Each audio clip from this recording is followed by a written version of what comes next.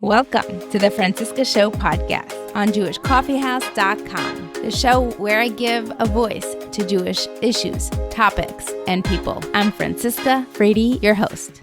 I hope you had a meaningful Yom HaZikaron. I am quite excited for Yom Ha'atzmaut this year. I hope we're all able to appreciate it in a whole new way. Before we get started, I wanted to share some great news with you, some of the behind the scenes that happens. And most of the time I don't share it with you, but this time around when I got the text, I was with my sister, Esty, and she said, you gotta share this on the podcast. So here it is. Keshet Star, the CEO of ORA, the Organization for Resolution of Agunot, who we've had on the show several times. She told me that they have a new member on their team, a lawyer who reached out to help thanks to this show. So I am so grateful for all the good things that happen, and I hope everyone benefits from this. Listen to last week's episode. You know that I went to Aachen last week in Germany. So if you stick around until the end, you'll hear a little bit of my reflection together with Esty that we recorded on our way back from the airport on our way home. Here we go. Enjoy the show. Welcome to the Franciska Show. Aviva, Bred. It's great to have you on. Welcome. Thank you so much for having me, Franciska. I'm excited to be here. Tell us a little bit about yourself professionally and your religious background, and then we'll get into your story. Sure. So I am 42 years old. I have 3 kids. I've been married for almost 23 years. I got married when I was almost 20, just shy of 20. I grew up in a religious home, modern Orthodox. I went to yeshiva day school and high school. I did not go to Israel for the year, and I went to college. And I have lived in a modern Orthodox religious community my whole life. Where? I live in Teaneck, New Jersey. I have one son who is doing his second gap year in Israel, so Shana Bat, and I have a 10th grade son and then a 6th grade girl. So 2 boys and then my little princess. I have been through a lot of different variations professionally. I started out in logistics right out of college. I had majored in communications and political science. I then went back to school to get an interior design degree, and that was kind of curtailed because I got put on bed rest after a couple of months with my oldest. And then once I had a baby, the idea of going back to school was extremely overwhelming, so I never finished that, although I definitely learned a lot in that one semester, and I definitely have a knack for it. And then I kind of fell into teaching. I was like a preschool Mora for 7-8 years, and after my oldest son's bar mitzvah, after having done all of it, kind of myself, no party planner or anything like that, I decided that I was going to go into that and see how it went. I was home with my daughter at the time. She was a baby. And so I opened up my own business. It is called Aviva Bred Consulting. When I started, I focused on personal shopping, design consulting, and event planning. Through the years, that has evolved a lot, especially with COVID and everything. And I have really segued to personal shopping as my main focus. So I work now for myself as a personal shopper. I shop for people for events, for holidays, photo shoots. They just don't have time to deal with it. For their kids, for their spouses. And that is really what I do. I luckily get to spend a lot of time also doing volunteer work within my community and within my extended communities as well. You don't meet someone like this every day. I'll just say that. You didn't just volunteer your time or services or knowledge. Today we're here to talk about something you volunteered, part of your body. And we've had a surrogacy episode before, but this is not a surrogacy episode. This is something more permanent, I guess. So let's go into that. So in 2017, there was a prominent rabbi in my community who needed a kidney. And I'll be very honest, at the time, I think I was 36, maybe. And I had no idea that you could donate a kidney and be alive. I just didn't know. I had no idea. So this rabbi needed a kidney. There was a lot of awareness around that in my community. There's an unbelievable, incredible organization called Renewal and they came to Teaneck, and they kind of had like an awareness weekend. This rabbi's son actually is a good friend of my husband and myself, him and his daughter-in-law. So we were, good friends with them, very aware of what was going on. And it turned out that the rabbi's son, was going to donate his kidney to his father, which, to be honest, made perfect sense to me. Why wouldn't you donate a kidney to your father? And that was kind of, if you could, obviously. And that was kind of my introduction.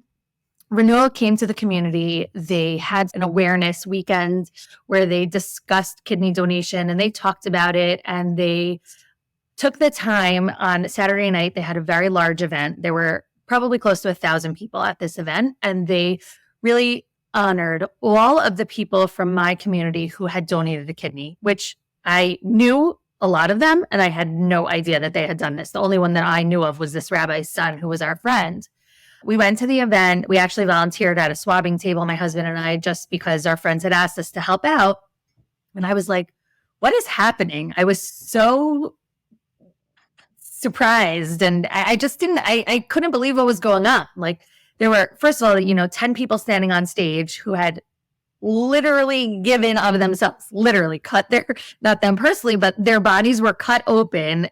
An organ was removed and placed in someone else. And now that person was alive and living well. And the person, the donor, was also living totally great, like alive and well and living their life.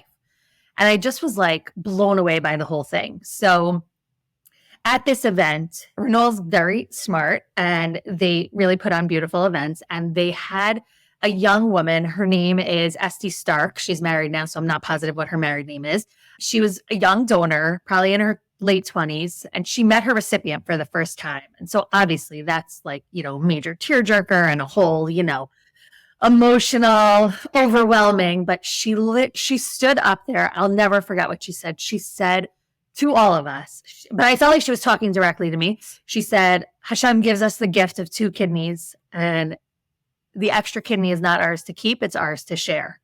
And I was like, what are you talking about? I was just so blown away. So I swabbed that night, along with probably like 900 other people. So at the time, back in 2017, Renewal was not a new organization, but definitely still more of like a grassroots type, only a couple of people working. And, it's a beautiful, really like Hamish organization. So they were so overwhelmed with all of the swabs that came in that within a couple of days of the event, they started calling people. What people don't typically understand is that when you swab, the kit still needs to go through all of these tests to make sure that you're an eligible donor and that you actually match someone in their database. And that costs Renewal a lot of money. They're the ones who bear the brunt of that cost, which is a huge part of the chesed that they provide. So because they were inundated with so many swabs, they really couldn't manage that.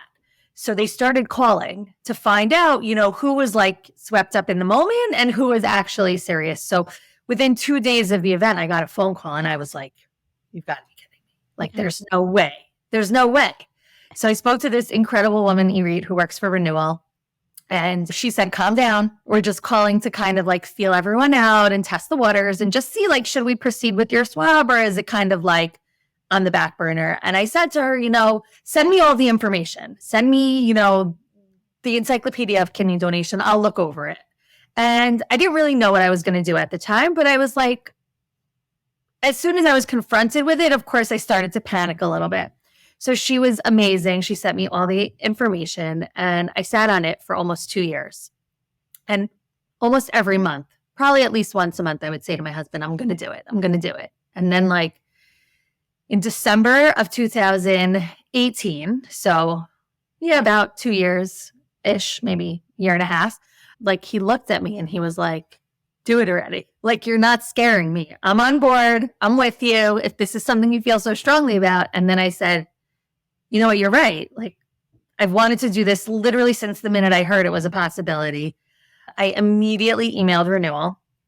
They called me back like in 20 minutes. And I was like, what is happening? How could they possibly? So Rabbi Steinmetz, who's one of the directors of Renewal, he said to me, we don't take things like this lightly. If someone emails us out of the blue and says, I'd like to donate my kidney or at least explore it, we take it very seriously. So it turned out that I needed to re-swab because, the swab had gone stale. And so Rabbi Steinmetz was incredible. He said to me, I'm going to mail you a swab kit. Whatever you decide to do with it, it's your decision. No problem. Swab kit came. I did it immediately because I didn't want to lose the momentum. So I did it immediately and I sent it back. And then I started stalking Renewal, and I would call them a lot. And they were like, calm down. We know you're serious. It takes time to test. At the time, it took about 6 weeks to even test the initial swab. And that was a very long 6 weeks for me. When I finally got the call that I was a match, I was over the moon. I was like, great, let's do it today. So obviously that's not how it works. The next step once you match, and it's a very interesting thing. I'm not sure that people really realize that kidney donation is not like bone marrow donation. I think everyone is signed up for Gift of Life. Everyone has swapped at least once in their life for Gift of Life. Gift of Life is like finding a needle in a haystack, and kidney donation is like finding something much bigger in a haystack. It's not a difficult match. In the past probably 6 to 8 months, Renewal has partnered with some doctors who have joined their advisory board, and they have pioneered this new matching system. It used to be that for kidneys, if you swabbed, you matched. You just did. Someone was going to match. And now they're working very, very hard to not just get a match, but to get the absolute best match. Because the better the match is, the longer the kidney will last. And unfortunately, there are people who have had to get multiple kidneys throughout the course of their life. A living kidney is immeasurably better than a cadaver kidney, but also can have time limitations and an expiration date, if you will. So getting the absolute best match just prolongs that and makes the chances of not having to get another donation, another transplant in your lifetime much greater. So at the time, they were still kind of working on pretty much everyone matches. So the next step in the process is, they joke that if you want $1 million physical, just sign up to donate your kidney, because the donors get the most amazing treatment you can't even imagine. Just also to note, along the way, all of these steps, Renewal always checks in with the donor and says, do you want to proceed? Are you sure you want to proceed? There is zero pressure, there's nothing. It is 100% on the donor's terms. And the recipient has no idea that this is going on. They have no idea that there's someone who's a potential match for them. They have no idea that there's someone who's potentially testing for them, because it's just too much for them to bear, them and their family, to find out that someone made it, 90% of the way and then was disqualified or something. So they have no idea that this is happening, which gives the donor a lot of power, because if for whatever reason the donor decides that this is not the right move for them at any part in the process, the recipient doesn't even know. So, you don't have to carry the weight of that. The next step is to do a full physical. It's like a complete day of testing at the hospital that your recipient is registered in. My recipient was registered at Cornell in the city. So my only hiccup was, before I went for this physical, my husband and I discussed this at length. I actually didn't tell anyone that I was doing this except for my husband. I felt very strongly that I wanted my parents to be on board. I didn't want to deal with any strife or anything. And so before I went and spent Renewal's money on that $1 million physical, I wanted to make sure that this was something I was really going to proceed with. So I did talk to my parents before that. Thank God they were both on board. My mom took a little more convincing than my dad, but we got her on board pretty quickly, and I went forward with the physical.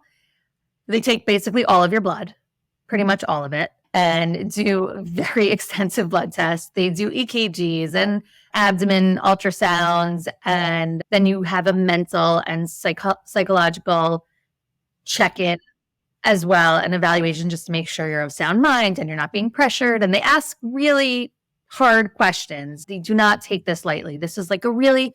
Can you give some examples of... Sure. Yes. So I remember very clearly one of the questions was, what if it doesn't work? What if you do all this and, there's a chance that God forbid the recipient could not make it. God forbid the kidney just doesn't work in the recipient. You kind of lost your one chance at this. And I felt really strongly that I was so determined to do it. I was giving my kidney to God. I was giving it to Hashem, and he was going to put it where it needed to go. Whatever happened, like, yes, obviously I would have been devastated if that happened. But at the same time, I felt very content that I was giving it over to God and he was going to put it where it needed to go. And whatever happened, happened. I think everyone dreams, like when you hear about kidney donation, like, yes, of course, I want to either save the life of a 4-year-old, girl or boy or whatever, or a young mother. But that's not the reality. There are so many people who need kidneys who are not in that demographic. And those demographics are not so easy to match either. When it's a small child, the kidney has to be smaller. When it's a young mom, there are a lot of things that go into it. And it was out of my hands, When I matched, that was who Hashem matched me with. That was who God wanted my kidney to go to. It wasn't in my control. You can stipulate renewal is, we'll take anything the donor says into account. You can stipulate. I'd really prefer if it went to this person. A Jew? Yeah. So the interesting thing with Renewal is that they are 100% a Jewish organization. They operate out of Borough Park. They are Hamish and wonderful, Hasidish, Yeshivish, the whole thing. But they don't turn people away who are not Jewish. So they have had non-Jewish recipients. Renewal is really, until very recently, the only organization who has been able to do this. Orthodox Jews make up, I don't know, a tiny percent of the world. And I think it's as high as 18% of all altruistic kidney donations in the world are from this teeny population. Altruistic donation refers specifically, even though I don't think it's really the right word for it. Non-family. Refers to a stranger, actually. It's someone you don't know. It's not even like there are many people who test for a friend or something. You don't know who you're giving it to. Altruism is defined kind of as doing something selfless, right? Where there's like no benefit for the person doing the act. And after having done it, I can tell you that it's absolutely not true. I 1,000,000% gained more than I gave. I can tell you more about that when I finish this process. But it's just an incredible thing to be able to do. So I felt very strongly that my kidney was going where it needed to go. Oh, and like we said, yes, you can stipulate I only wanted to go to a Jew. I only wanted to go to a young person. A friend of mine who donated, he matched with an 85-year-old woman, and Renewal came to him and said, are you comfortable with that? 85 years old. And he felt very strongly. His grandfather had gotten some sort of surgery later, much later in his life, and it gave him an extra 5 or 6 years with his grandchildren and his great-grandchildren. And he wanted to do the same for someone else. So I felt very strongly at the time. All I knew about my recipient was that he was a man in his 60s with 2 kids. And I said, okay, great. My parents at the time were in their 60s. So of course I would want to have my parents around. So I went through my day of testing. Thankfully, I passed all of my evaluations.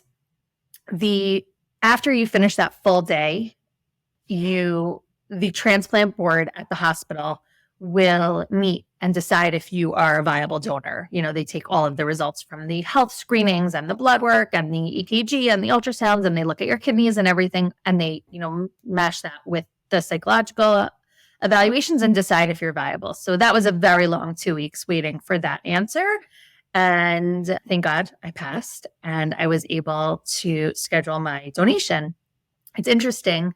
Typically, when you donate a kidney, they typically take your left kidney. It has something to do with the way the connections are and the veins or something. But my left kidney was bigger than my right. And because of that, the hospitals and the doctors and Renewal will always leave the donor with the best. With the better option. The better option, exactly. So because of that, they took my right kidney instead of my left because they wanted to leave me with the bigger kidney.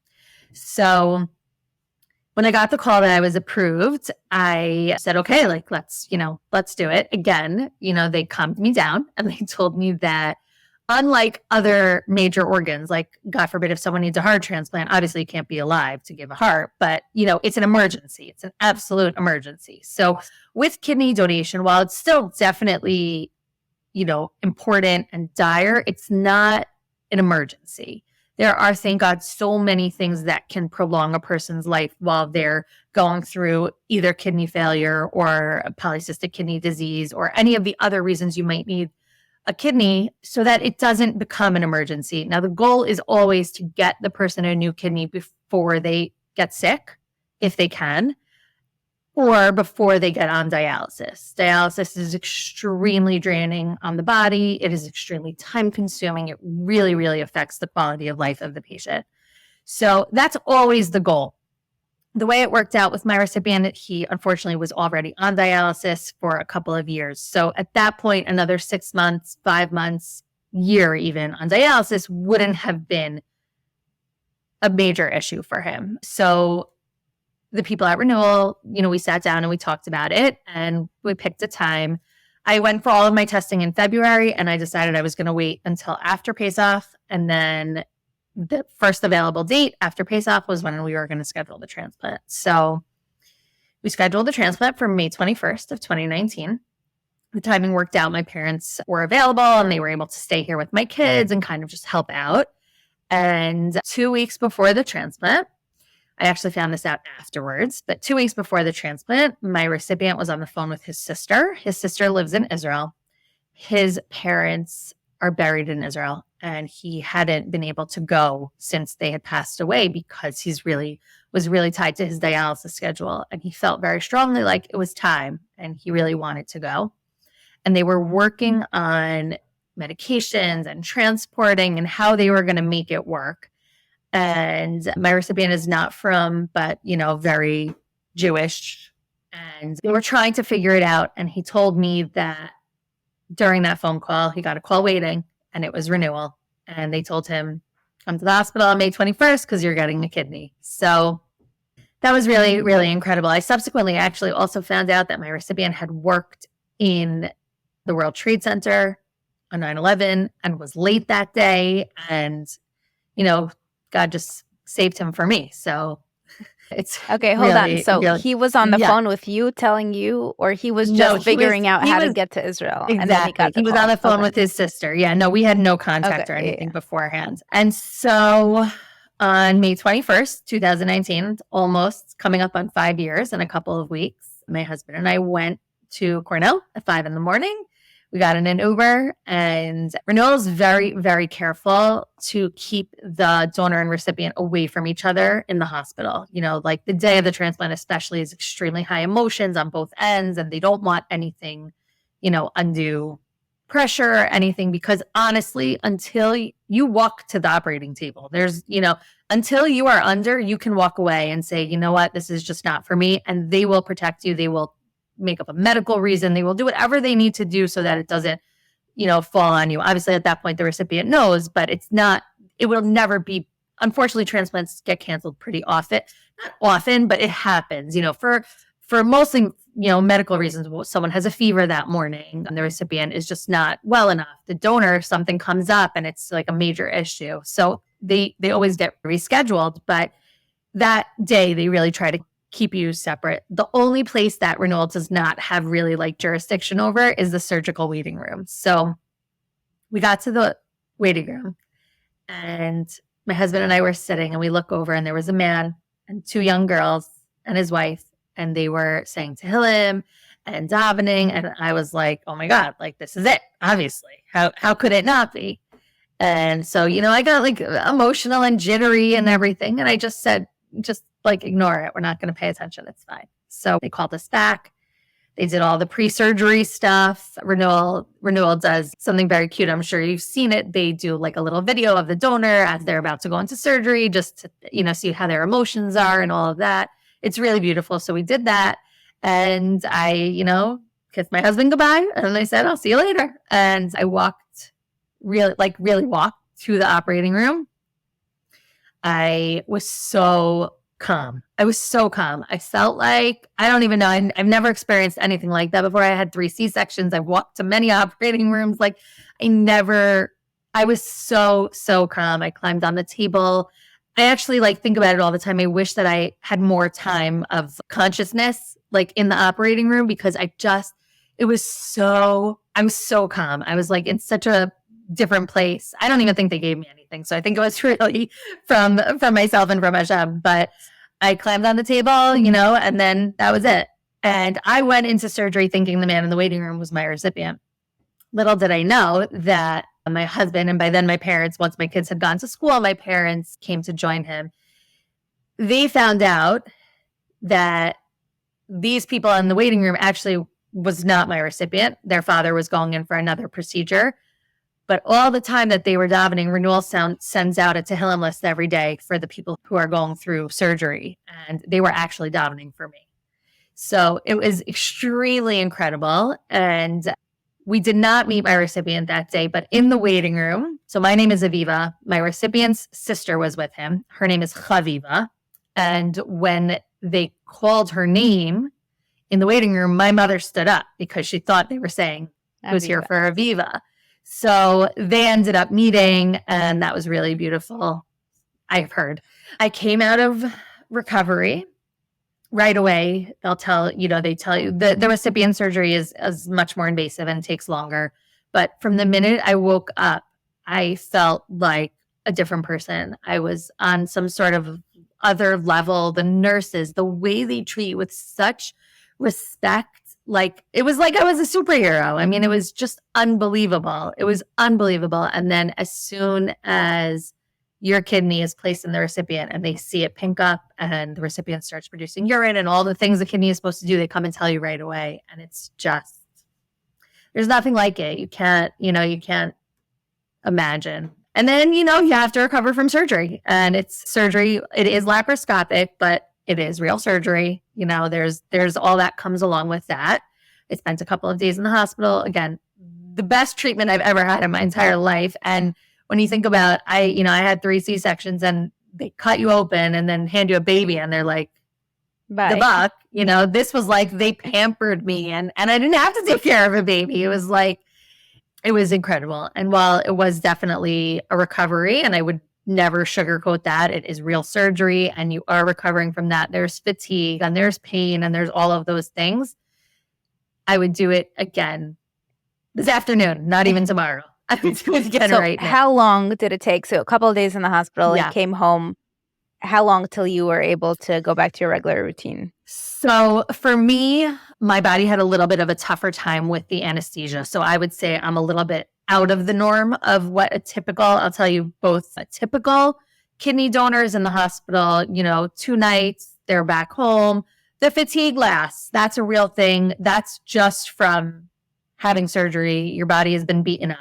Having nothing to do with the kidney. I literally, of all of the people I know from Renewal donors, and there's, over 1,000 of us now, I don't know anyone who's had a kidney issue after that with their remaining kidney, but people are recovering from surgery. So there's fatigue, there's incision pain, there's all of those things. It hurts to laugh the first few days. It's all, in your abdomen, and they blow it up and then, shrink it down, and they move things around, and they beat you up in there. It's a real surgery. So typically people, they say, 2 to 4 weeks to kind of feel like you're back to yourself. I would say the fatigue lasts longer, maybe 3-4 months, not fatigue where you're not able to manage, just you might need to take it a little easier. I wouldn't suggest making pace off 2 weeks after you donate a kidney or anything like that. For me, it took a little bit longer. The anesthesia just took a lot longer to go through my body. Thank God I didn't have any issues with my kidneys or my kidney after that. Everything was 100% fine. It would have been the same results had it been any other surgery. So I would say I was back to exercising, back to myself at about 10 weeks post-surgery. And then, just you build up you have to rebuild your stamina and all of that from there. And since then, I have had 0 health issues related to my having only 1 kidney. There are just no changes at all, no restrictions. I don't take any medication. The only thing that they ask kidney donors to do is to switch from Advil to Tylenol, ibuprofen to acetaminophen, because of the way they're filtered. I believe ibuprofen is filtered through your kidneys and acetaminophen is filtered through your liver. So because you're down a kidney, they don't want to put any extra stress. So that is literally the only difference, in terms of restrictions or anything. They tell you don't play tackle football, but it wasn't really on my agenda anyway. So that's really the only difference. Physically, I have everything else is 100% functioning. since your youngest is in sixth grade, I'm assuming you were done with that chapter and that wasn't a concern for you when you thought about. Exactly. Yes, I was done with that chapter. Renewal does typically advise people to wait. However, many, many people have had successful pregnancies after kidney donation. So, I don't know medically like what the implications are of that, but I can tell you many, many people have had successful pregnancies after. Yeah, I was done. So for me, it was absolutely not an issue. When it came to actually telling my children, I actually went to, there's a rabbi in my community. His name is Rabbi Simon. He's a Chabad rabbi in Teaneck, and he is a kidney and liver donor. Like my dream one day. And he has Aviva 9 goals. kids. Hashtag Aviva goals. Exactly. My husband tells me I got to stop offering to cut myself open. But maybe, please God, one day when the time is right. He has 9 kids. So I figured like who better to ask how to talk to your kids about this than him. So I did. And he gave me some really great advice. He told me it's very important to involve your children in any way you can. So I told my older 2 a week before, and they were super excited. They didn't even really care, to be honest. Like they were like, okay, great, cool, whatever. And then my daughter, because she was so young, I told her the night before, and I just wanted her to know that I was going to be okay and that we were like in this together. And without the whole family kind of being on board, I wasn't going to be able to do it. So she was super excited, and it was a great feeling. So you told us you would tell us a little bit more about what you gained from it. Yes, and how you got so much more from this than you gave. So every day, literally every day that I wake up, I think about the fact that I was able to save someone's life. Literally every day. It's an unbelievable thing to be able to do, right? I literally lost nothing. Couple weeks, not even. I didn't even lose that time. I just was in it. I had to adjust my life a little bit, and I was able to save someone's life. Like that's a crazy thing to be able to do. He has 2 kids who have their dad, and they wouldn't have had him, God forbid, or he was tied to machines. He couldn't live his life. He just went skiing. I got a video of him dancing. All of these things. And it's just like, I gave nothing. It really feels, I know it's a crazy thing to say, but it really feels like I gave nothing. I didn't need it. It doesn't affect my health. It doesn't affect my quality of life. It doesn't affect anything. And I was able to just, okay, it was a bump. It was definitely a bump. There's downtime and there was some pain and all of that. But now, I think about it every day. I have a picture of him, of my recipient. I was able to meet him. Yeah, talk to me about that. So like I said, Renewal is very smart. So about they make sure to capture everything on the camera. Like 6 to 8 weeks after my surgery, I started, they want to make sure everyone's feeling good. They don't want to do anything too rushed. So I started to bother them a little bit. Like, when do I get to meet him? When do I get to meet him? Whatever. And, honestly, everyone has to be on the same terms, and he has to want to meet as well. So they said to me, what do you think about waiting a little bit? We would really love for you to meet him on stage. And for me, it felt like very full circle, because that's kind of where I had gotten that spark, was when I saw this girl, Esty, meet her recipient. And I was like, wow, if I could do that for someone else, that would be incredible. So I said, it's up to him. If he's okay with it, then I'm okay with it. So thank God he was. And it was actually 8 months later, on December 19th of 2019, we met at a really big event, and we met on stage, and I was standing up there, and they called him up from the crowd, and it was just... Describe it. Incredible. It was like a live person just stood up out of the crowd who I'd never seen before, and he had my kidney, a piece of my body, was like living and working inside of him, and because of that, he was alive and healthy. I was a mess. I didn't have words for it, and it was the most incredible thing I've ever experienced. He told me that his doctor said that his numbers are better than they've ever been, and that my kidney's behaving really well.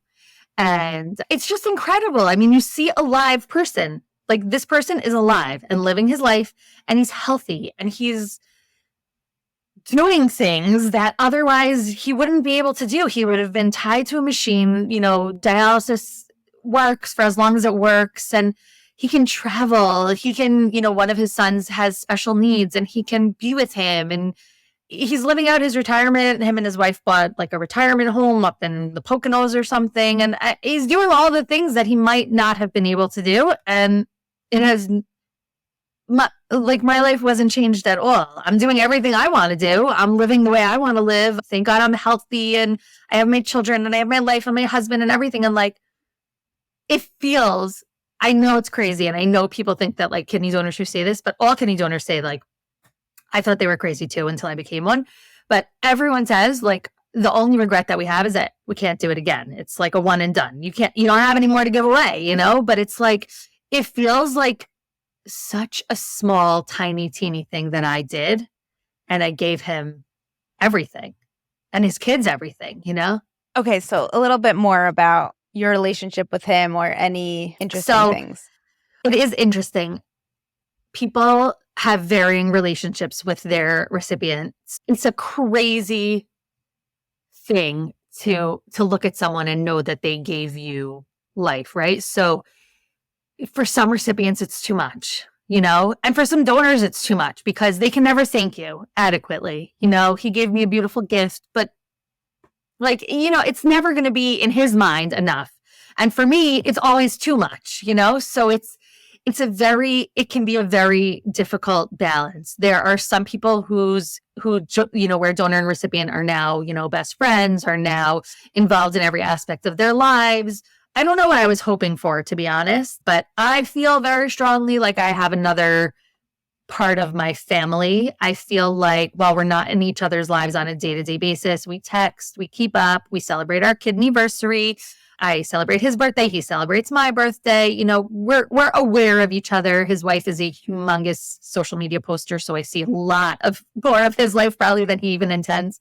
And it's incredible. It's an incredible thing to just see there's someone out there in the world. I got the opportunity actually to meet his sister Aviva, who was there that day with him. She lives in Israel, and my family had been in Israel in January of 2020, and I got to spend a lot of time with her and with her daughter, one of her daughters. And that was also beyond incredible, just to see the impact you have on not just him and his immediate family, but ripples, his niece, who was so thankful and so grateful to have her uncle, and his sister, who, their parents are no longer alive. And I think it's just the two of them. So it's just incredible to see the ripple effects of what that one small act on my part, did for him. And who knows, his kids will, please God, have their own kids, or, and even just hearing about it, something that I feel very strongly about. And I think this is extremely mixed amongst kidney donors, is some people choose to stay anonymous, and that is 100% their right. Some people don't like to talk about it.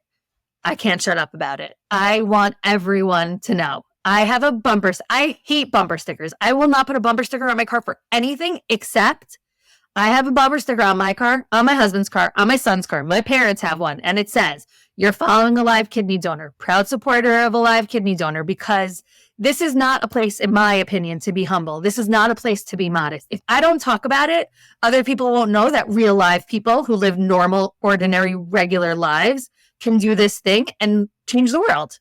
And I feel so strongly, we had this beautiful WhatsApp chat of women kidney donors and wives of kidney donors. And then there's a men's chat also. And we just talk about things that come up, and people share stories. I've had this, someone followed me home one day because of my bumper sticker. I wanted to ask me a question. Someone came up to me. I've had twice non-Jewish people come up to me in a parking lot and say "Oh my God, my daughter just got a kidney," not having nothing to do with renewal or whatever. Wow, you're so inspirational. Someone else came up to me and said, "My husband's waiting for kidney for years." And, just if people don't know that it's something, I didn't know. If you don't know you can do it, you're not going to do it. So, and I'm not trying to proselytize and convert people and, steal kidneys. God forbid. I just want people to know that it's a really regular thing, as crazy as that sounds, but regular people do it. Regular, normal people who live normal lives and do normal things and have kids and have families and have carpool and have stress and have, making lunches and all of those things. And like, if we don't talk about it, they won't know. And I feel like that is the only way that I can do it again, is by inspiring and sharing. And, thank God I have had the privilege of inspiring other people and have had people tell me that they've done it because of me. And there's nothing better. I mean, it's just an unbelievable thing. If we could just get more people to do it, there wouldn't be anyone on the list. We have so many more kidneys available than, are being given. And there are tons of people who want to give, but I don't know. It's actually for like the first couple of weeks after, I would look around the room and I'd be like, oh my God, there's so many kidneys here. There's so many kidneys. Like what's going on? Why aren't they giving their kidneys? But obviously everyone has to do what's right for them. And I would never, if it's not right for you, it's not right. There's no question. If you don't have the support of your spouse, of your family, of whoever you need the support from, then it's not right. If it's not right, it's not right. But if it is, do it today. So your husband probably hoped you would stop talking about it once you did it, which is why he encouraged you to just do it. But that just made it worse in the sense of your talking about that exclusively, probably. How did it affect your family or your marriage? Definitely only for the better. Definitely. It has inspired my family, I think, in a really beautiful way. They saw what I went through. They went through it with me. And I have to say, my husband, who is super afraid of medical stuff and has trauma around all of that, was incredible. He was with me every minute. He's really proud. And my kids are proud. And it's, I have a sign outside on my front lawn that says, "Ask me why I did it, living kidney donor." I mean, I'm crazy. It's not a normal thing. And I think they love it. I feel like they love it. I hope they love it. But I feel like they're really proud. And I've gotten the opportunity, thank God, to really speak a lot about it. I speak often for renewal at awareness events to try to share my story and to just encourage other people that if it's something they're thinking about, to explore it further. You're an ambassador. I try. I try really hard. A donor. I try. Okay. Is there anything else that I didn't ask you? Yeah, I just feel so strongly about it. I think it's such an incredible thing. And if it's right for you, and if it's something that you think about or even have an inkling about, I always tell people to call me. I'm super real. I don't sugarcoat anything. Everyone needs to know the truth of what is happening, but it is just such an unbelievable experience. It's life-changing. I tell my kids all the time, I love them so much and they're wonderful, but this is the single best thing I've ever done in my life. So it's an incredible thing. And to be honest, it really opens up my world to a new family, being part of Renewal and Renewal's family. They're just unbelievable people. They're with you every step of the way, literally holding your hand to ad nauseum. They take care of everything and they just want to make it the most incredible experience. And that's what it really is. It's really just an incredible experience. Renewal is amazing. If kidney donation is not right for you and you want to donate in another way, Renewal is an incredible organization. They're doing amazing things, pioneering things every day. And I just can't say enough. Wow. Aviva, kol hakavod. Thank you. Thank you for educating and bringing awareness to the subject. It's the first time I had a conversation around it. Awesome. That's my pleasure. I know it's happened before. Yeah. Thank you so much. Of course. Thank you for having me. I hope you enjoyed this episode. As promised, here is my reflection on my trip from last week with my sister, SD Goldschmidt-Shannon. Here we go. So we're on our way back from Aachen, Germany, from the Karls Prize that took place this week. SD, thanks for joining me today. Thank you for taking me to Germany so I could report with you. Okay, so tally the few words that you were just saying in German. Antisemitismus, demokratische und tolerantische. And with all those words at all those ceremonies, it did not feel so demokratische or tolerantische and plenty of antisemitism. It felt like they were wishing for a better world. Like there was very little acknowledgement of the realities on the street, if it was alluded to so only as hints. And For example, discussing the protests or the No mention the of demographic crisis that Europe is going through in multiple countries with radical Islamists declaring their desire for Sharia and moderates not speaking up against it. There wasn't any mention of that. But when I spoke to you about where would you feel safe moving to if we are in pre-Holocaust times once again, you said Albania. Eddie Rama, my mother said that, and he's the prime minister of Albania, he wasn't clapping to when Daddy, our father, is talking about defeating Hamas and how it's up to them to end this war. He wasn't clapping because he is Muslim. Even though when I asked you on our way back, you said that's probably one of the safest places for Jews because they... No, I mean, Albania has an amazing history because during the war, the Nazis asked them to give over their Jews and they didn't. And he mentioned the story of one of the families that gave up their own 2 sons instead of giving up the Jews that they were hiding. So and the 2 sons died in Bergen Belsen, were killed. Talk to me about the security at the synagogue. Yeah, the security was very intense. And I spoke with some locals and they said that, the German government takes security for the Jewish community very seriously. So aside from, the double bulletproof doors for the synagogue itself, which is kind of commonplace for Europe, there were multiple guards who took their Job very seriously. Yeah, not only checking IDs, but asking multiple questions. And, the environment didn't relax at all until they were confident that we are who we say we are. And multiple policemen on top of that as well, very concerned, when we expressed interest in making it to the synagogue and insisted on escorting us. Like, the feeling was, oh my gosh, like, if you don't escort us, am I in danger? If you feel such a need to protect me. There's a lot of this double-sided experience. On one hand, it's like, wow, Germany is awarding a prize to the head of the European community leader in Europe. And then on the other hand, the reclama, the commercial. There was like the banners outside. They had with our father's picture, and the one we took a picture with, I noticed after I posted on my WhatsApp status, there was a skinhead sticker on my father's nose, and we removed it and retook the picture. We removed it, and I actually ruined my nail polish, my manicure, doing that. It's nice that there's a commitment, or at least a desire, a public stance. We don't like this. We want to protect you. But it's scary that such protection is needed. And there was acknowledgement in the speeches from the officials, the European officials, how, we never again, and, horrible things happened where we live right now, and the city we're most proud of, and, we're also ashamed of the things that have happened. And we were walking on the street, there were these little plaques in the ground. We took a picture. 3 names of people who were shipped off and killed.